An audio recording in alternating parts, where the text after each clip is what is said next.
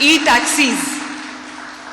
ایک دفعہ چارج کرنے میں یہ 300 کلومیٹرز چلے گی، 300 کلومیٹرز، اور اس میں آپ 1.5 سے 2 لاکھ روپیہ مہینہ کما سکتے ہیں، 1.5 سے 2 لاکھ روپیہ مہینہ، اگر آپ 10 سے 12 گھنٹے جو ہے وہ ٹیکسی چلائیں، اور آپ کی جو ایک ریگولر ٹیکسی ہے یا ریگولر کار ہے جو فیول پہ چلتی ہے یا ہائیبرڈ ہے، اس سے آپ 30% زیادہ کما سکتے ہیں، کیونکہ اس کی مینٹیننس نہیں ہے، اس کے کوئی آئل چینجز نہیں ہے، اس کا کوئی فیول کی کاسٹ نہیں ہے۔ ایک دفعہ آپ نے چارج کیا 300 کلومیٹرز چلے گی انشاءاللہ تعالی، اور یہ 44 لاکھ سے شروع ہو کر اس کی پرائس جاتی ہے 85 لاکھ تک۔ یہ جو آپ کے پیچھے کھڑی ہے گاڑی، یہ 85 لاکھ کی گاڑی ہے، اور اس پہ 4 بلین کی سبسڈی ہم نے دی ہے ماشاءاللہ 1100 کارز کے اوپر، اور ڈاؤن پیمنٹ آپ کو جو ہے وہ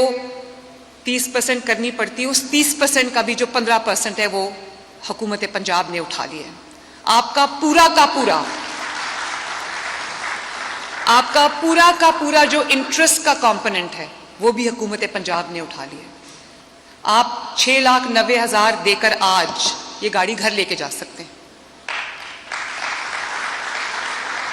اور خواتین کے لیے ہم نے اس کو تھوڑا اور زیادہ ریلیکس کر دیا ہے، جہاں پر 50% جو ہے وہ ڈاؤن پیمنٹ کا مردوں کے لیے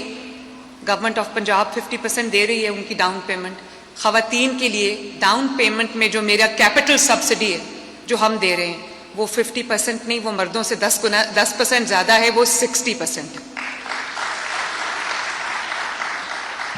اور انشاءاللہ تعالی 1100 کارز ہم نے اس وقت لانچ کی ہیں۔ 40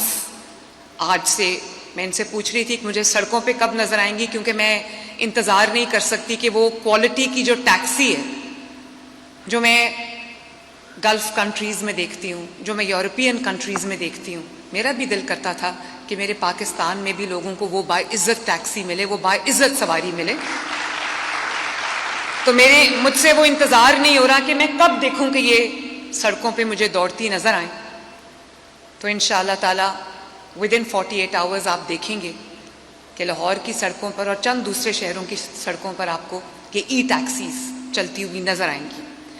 اور یہ کلائمیٹ ریزیلینٹ ہیں۔ آپ نے دیکھا کہ یہ سال جو ابھی گزرا ہے، اب ہم سیفلی کہہ سکتے ہیں کہ 10 سال سے جس اسموگ نے، جس پولوشن نے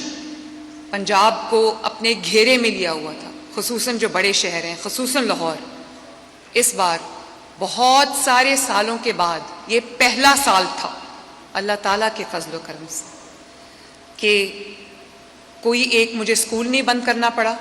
کوئی ایک مجھے بازار نہیں بند کرنا پڑا، کوئی ریسٹورنٹس نہیں بند کرنا پڑے، کوئی چیز شٹ ڈاؤن نہیں کرنی پڑی، اور اس سال اسموگ آئی ہی نہیں اللہ تعالیٰ کے فضل سے۔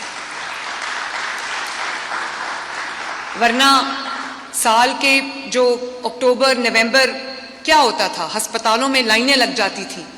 جو ایستھما کے مریض تھے، جو آنکھوں کے امراض تھے، فلو، کھانسی، اس قسم کے وبائی جو امراض ہوتے ہیں، جو اسموگ کی وجہ سے جو بہت لوگوں کو اس کا سامنا کرنا پڑتا تھا، اسکولز ہمیں بند کرنے پڑتے تھے، چھوٹے بچوں کے اسکولز ہمیں بند کرنے پڑتے تھے، تو الحمدللہ یہ پہلا سال تھا جس کے اندر ہمیں کچھ بند نہیں کرنا پڑا، اور اسموگ کنٹرول میں رہی ہے۔ ایئر کوالٹی انڈیکس بہت